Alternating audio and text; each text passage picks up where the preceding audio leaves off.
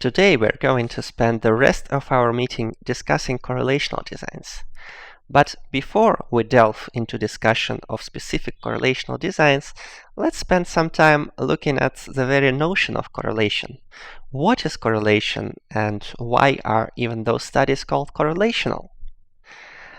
If you remember, correlation is basically a statistical association between two variables or two rows of data.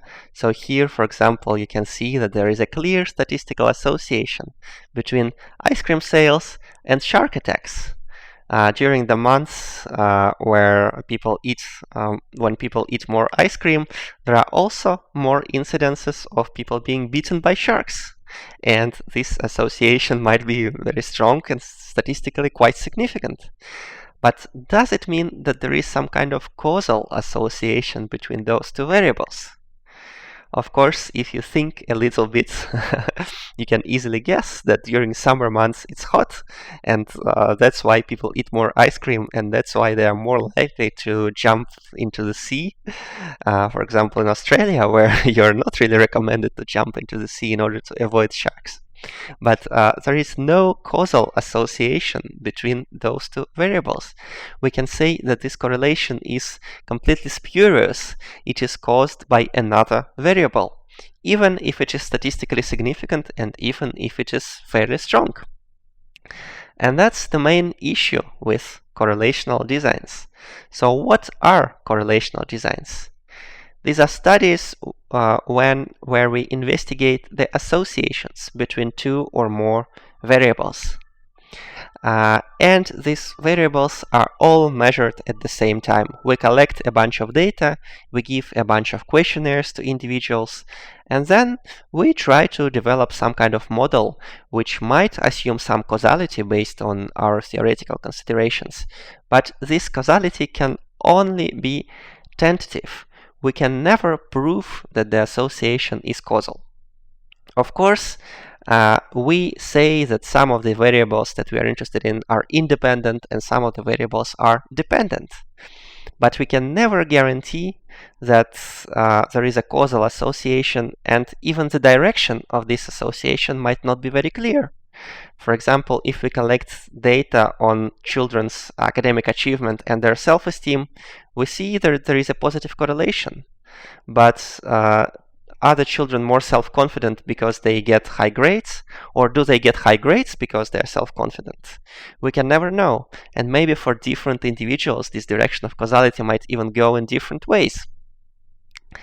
So in a correlational study, we do not have experimental control. We only have one criterion of causality, statistical association. If we conduct a longitudinal study when we observe our individuals for a certain time, we might also have another condition of causality, which is time. But still, two conditions of causality are not enough, because the third condition is to rule out all possible plausible alternative explanations, and we can never be sure that we did it. Of course, we try to measure additional variables, we try to control them statistically, but we can never be completely confident that we did it. That's why when we present the findings of a correlational study, never speak about influence, never speak about causal effects. You should always stress that any causal interpretations based on correlational data are only tentative, that the data suggest, but the data do not show that ice cream sales result in shark attacks, or vice versa.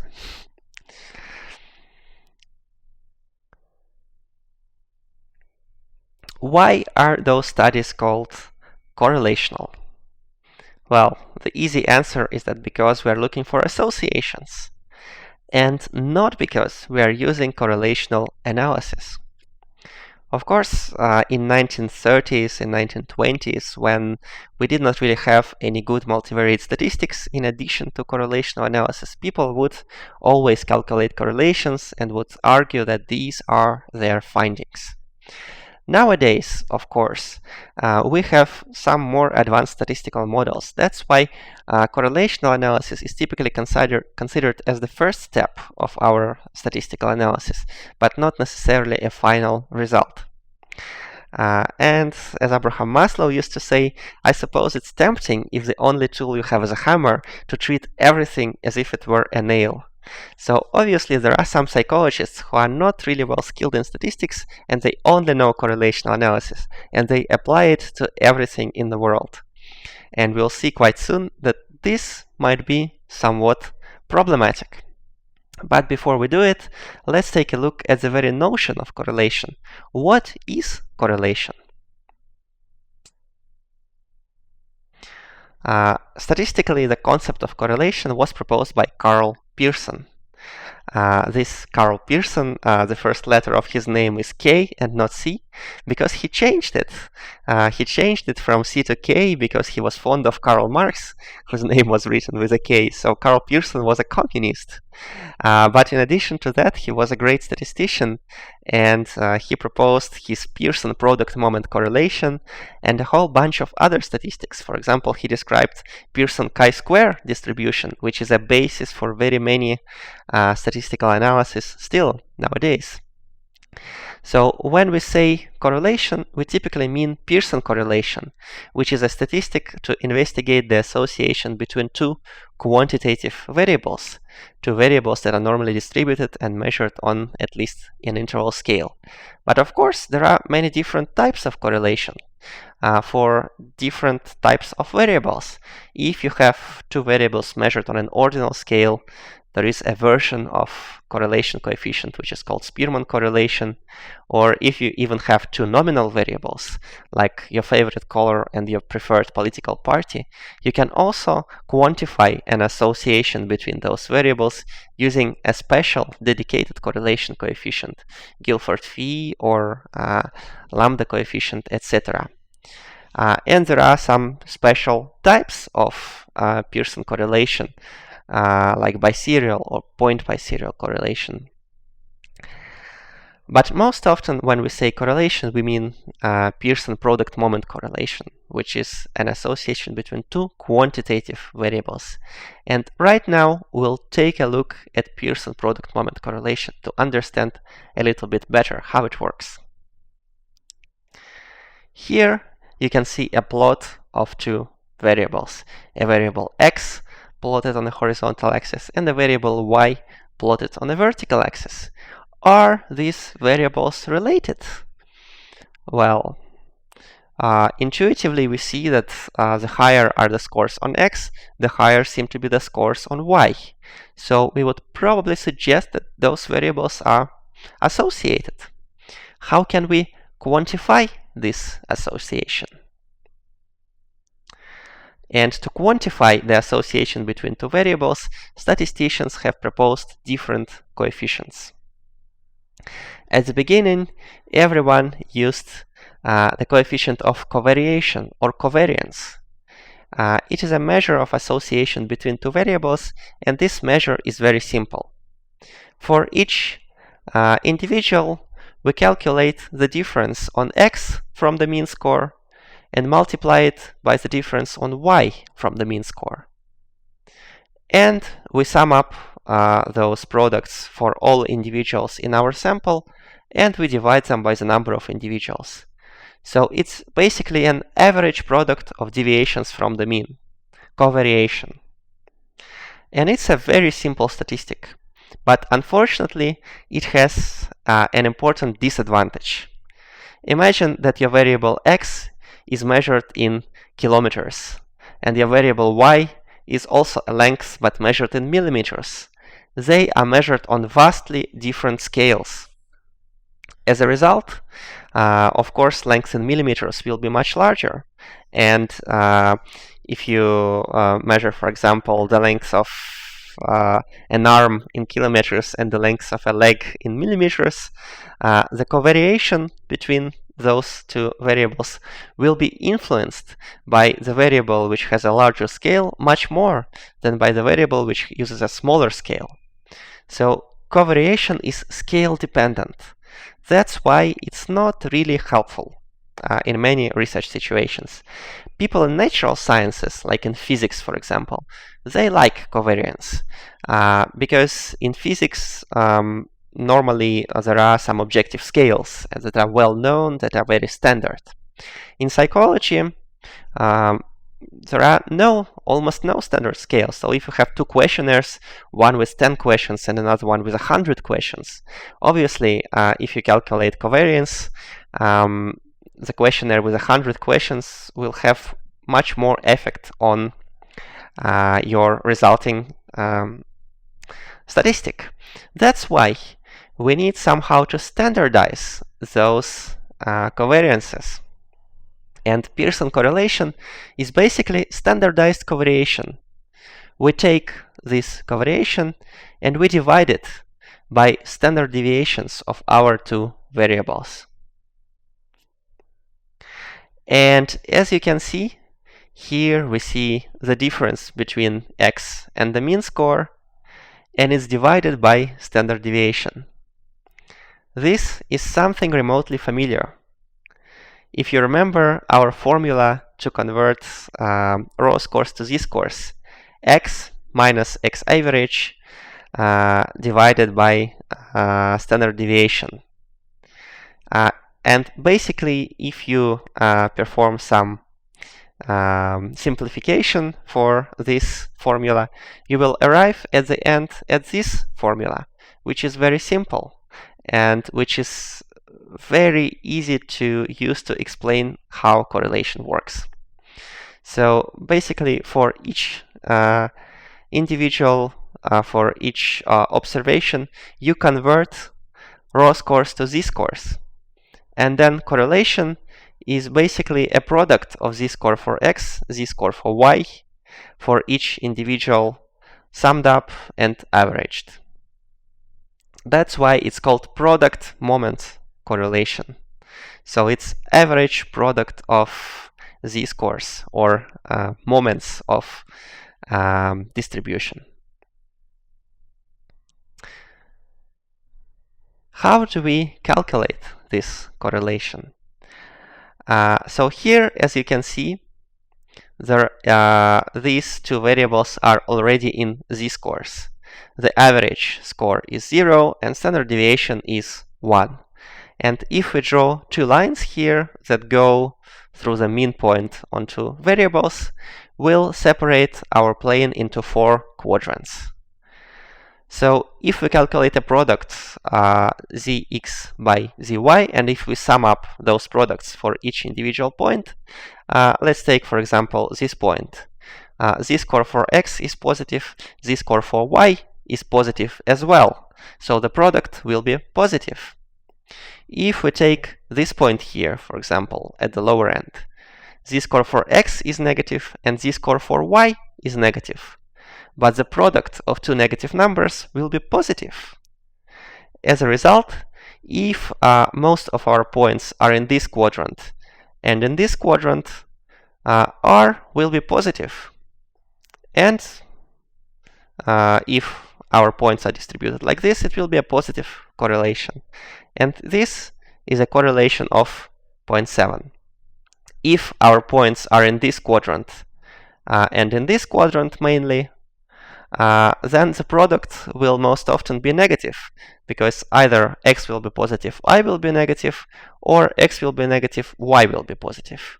As a result, your average product is also very likely to be negative. So if your points are in this and in this quadrant, your correlation is going to be negative. And if you use R, you can very easily simulate data with any correlation you like. So I generated this graph with this little code where I simulated 100 points, and the correlation in this population was 0.7. As you can see, it's a fairly strong correlation, very easy to see. But we can look at a few more examples where I just simulated random data with a predefined correlation.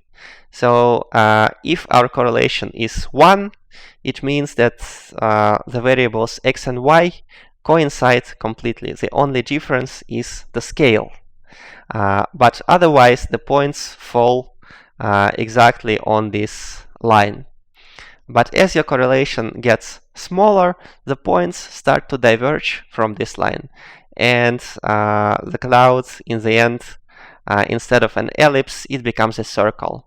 When the correlation is 0, and this number is basically 0 in scientific notation, you can see that here this cloud is almost perfectly round. There is no association between two variables whatsoever.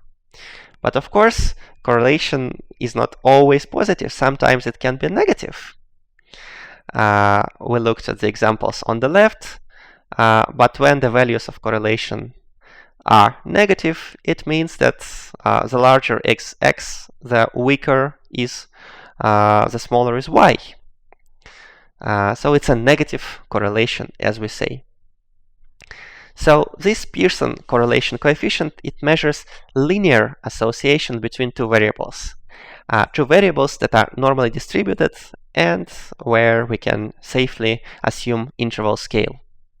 And the value of our correlation coefficient reflects the strength or the magnitude of the association that we are interested in, the size of the effect that we are interested in. The closer it is to 0, the weaker is your correlation. The farther away it is from 0, the stronger is your correlation. And the sign of the correlation indicates whether this association is positive, larger x, larger y, or negative, larger x, smaller y. The only tricky point is that the extent of the association of R with the strength of the association is not quite linear.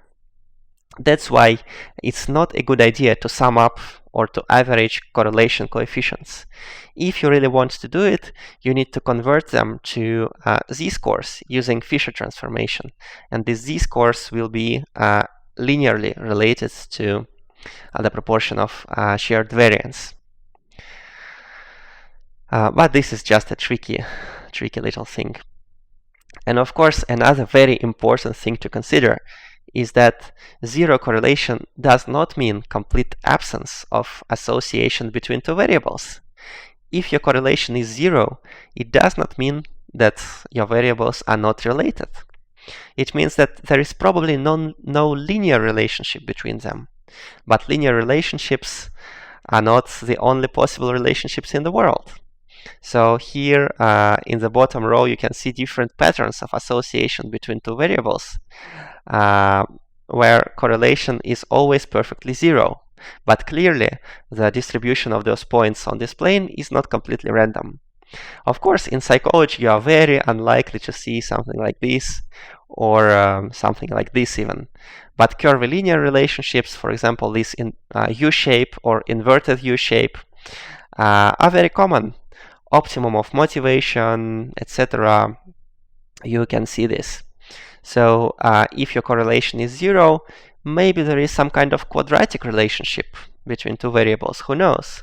So the only way to figure it out is to inspect your scatter plot. So inspect your distribution of two variables on a scatter plot before you make some conclusions. And of course, some people have tried to come up with universal coefficients to quantify all kinds of possible relationships between variables. Like Reshev and colleagues have published in Science a paper describing a completely new correlation coefficient, which is notoriously difficult to compute, but it's supposed to supersede Pearson correlation coefficient. But so far, I don't see many people using it. But maybe with big data like fMRI, it's definitely going to be useful because it can quantify any type of non-randomness in the distribution of two variables.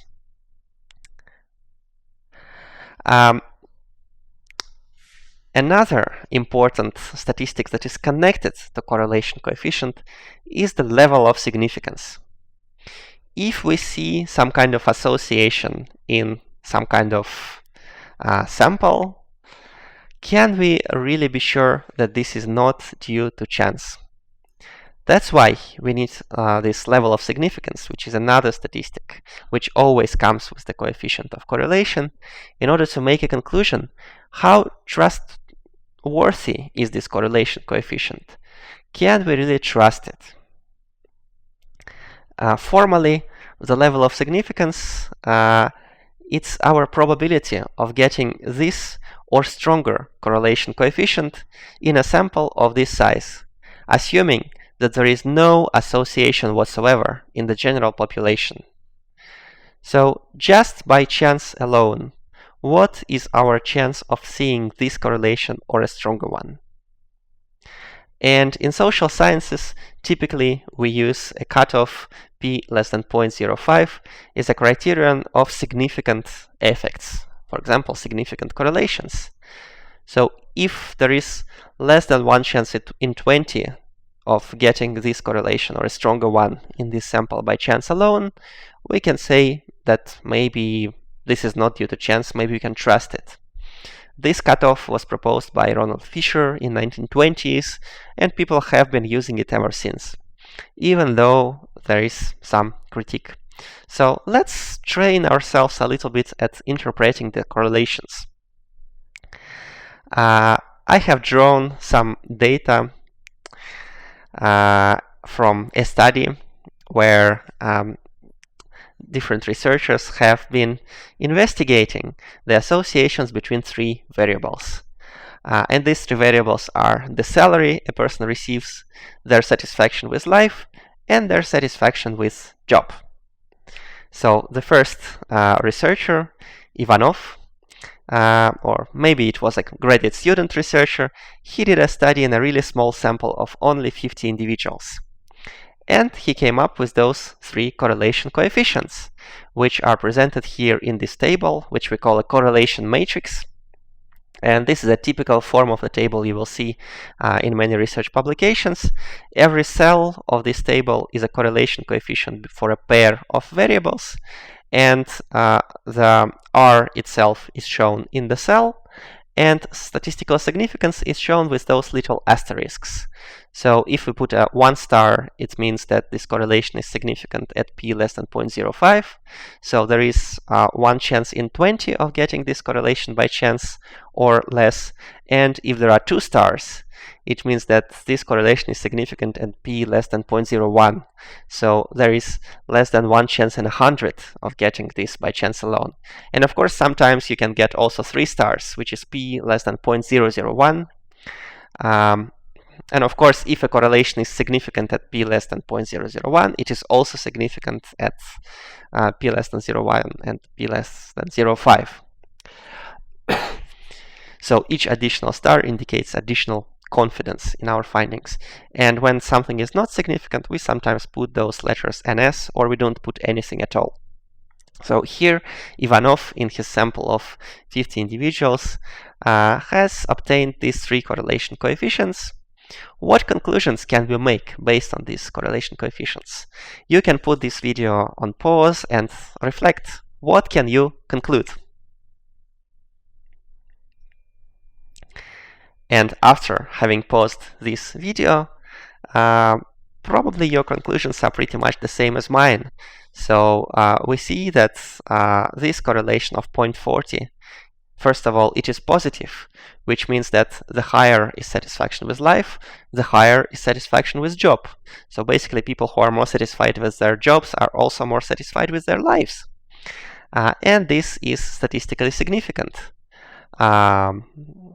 We can be fairly confident that this is not due to chance. The other 2 correlations, first of all, they are weaker. The values of R are smaller, they are closer to 0. And they are also non-significant. We cannot be sure that these are not due to chance alone. That's why we don't really interpret those correlations, because given such a small sample, we cannot really give any definite interpretations. We cannot rule out that there is no association in the general population, and these coefficients that we see here are due to chance, due to just random sampling bias alone. But imagine that another student or another researcher, Petrova, has replicated Ivanov's findings by drawing another sample from the same population, another random sample of 250 individuals. So what can we conclude based on Petrova's findings? And you can again put this video on pause. And if you have paused this video and thought about your conclusions, probably, again, they are the same as mine. We see that this association between life satisfaction and job satisfaction is 0.50. It is slightly different from here, but it's similarly strong, and it's obviously also statistically significant. Why is the value of correlation coefficient different? Well, because it's a different random sample. Even if the true correlation in the general population is somewhere between 0.40 and 0.50, in different samples, your estimate of correlation will jump around this true value. And what about the other two coefficients? Here, we were not able to conclude whether this association is due to chance or not. But here, even though the correlation coefficient is smaller, it is statistically significant. Even if only at p less than 0.05 level, there is still one chance in 20 that this association is due to chance, but we can tentatively interpret it as a significant association, and we can say that probably the more money people receive in terms of salary, the more satisfied they are with their lives. But concerning the association between job satisfaction and salary, we can still not be confident. There is a positive correlation coefficient, R equals 0.08, but it's not statistically significant, so we cannot guarantee that this is not due to chance. And to reveal the secret, I simulated this data again. So this uses real data from meta-analytic studies from a database of meta-analysis, metabuzz.org, and the true values of those correlation coefficients in the general population, or the best approximations of those true values based on meta-analysis that we can get, are here at the bottom right. The real association between life satisfaction and job satisfaction is 0.47, and as you can see in different samples, it's either 0.50 or 0.40. And the real association between salary and life satisfaction is 0.18. In a small sample, it was not significant. In a larger sample, it emerged as significant. But the true association between salary and satisfaction with job is not really much different. It's 0.14. It's only slightly weaker. But still, we don't really get it in those two samples. And you can use the code at the bottom left to perform other experiments to sample from this population of 1 million individuals and see what you get. But what's really important is that the level of significance for a correlation coefficient depends on two things. First, it depends on the size of our correlation. The stronger is our correlation, the lower is our chance to get it by chance alone. That's why a correlation of 0.40 was significant even in a very small sample, and a correlation of 0.23 was not significant in that sample. It was not strong enough for us to be confident that it's not due to chance. And the other thing that the level of significance depends on is our sample size.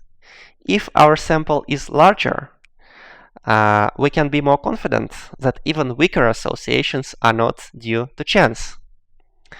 That's why in a sample of 250 individuals, a correlation of 0.15 that was weaker was statistically significant, when in a smaller sample, a correlation of 0.16 was not. That's why we should not really use the level of significance to compare the findings across studies, because the significance depends on the sample size. The magnitude of correlation coefficient is a more important finding than the level of significance. And to illustrate it, you can see the minimum values of Pearson correlation that become significant at each sample size. For Petrova's study, we had a sample of 250 individuals, and as you can see, correlations of about 0.12 are barely statistically significant. Why did our true correlation of 0.14 not become statistically significant in that sample? Well, because due to random sampling, it was underestimated and it was 0.08. So if your estimates of correlation also depend on your random sampling. And of course, there is this eternal debate about the level of significance. Is p less than 0.05 enough to be confident in our findings? Even in real life, being 95% confident in something, sometimes it's not enough when the decision is important, such as marrying a person. That's why when we do serious science, probably p less than 0.05 is not enough to be really confident in our findings. So in our next section, we'll discuss the tricks and the potential problems associated with correlation coefficients.